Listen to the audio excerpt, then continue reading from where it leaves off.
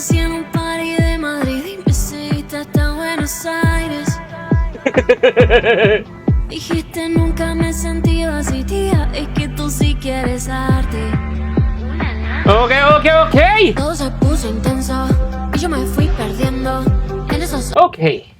Ano ba to? JS Prom ba o fashion show yung nakita ko? Kakaiba na ang JS Prom talaga ngayon. Yan. Di katulad kasi dati alam niyo na, simpleng mag-Amerikana ka lang, necktie, bow tie, yan, tuxedo, black and white, pero ngayon, pag glitters pa, pag glamour pa. Woo! So, ang JS Prom pala natin ngayon is a fashion show right now. Woo!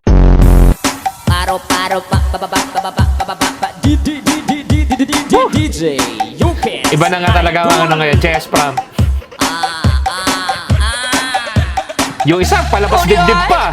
Fly high, butterfly, blah blah blah. Michael Jackson yung isa. Butterfly, blah blah blah blah. Fly high, butterfly, blah blah blah. Fly high, butterfly. Para G, para G. Okay, nice.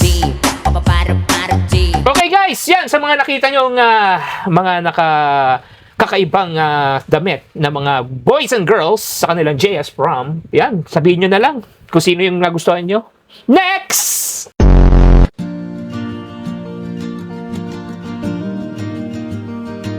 Okay. Ano, sasaluduhan ko na ba kayo? Okay, yes.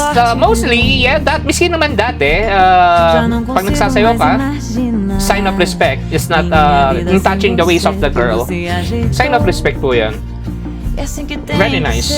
Unless na may consent ka doon sa babae at pumayag siya hawakan yung bewang niya. Yeah, that's good. Yan. Di ko lang alam kung pinag-usapan yan or ayon ng school or yun ang pinagkasundoan ng school or mga student. Pero very nice. Good, JS Prom!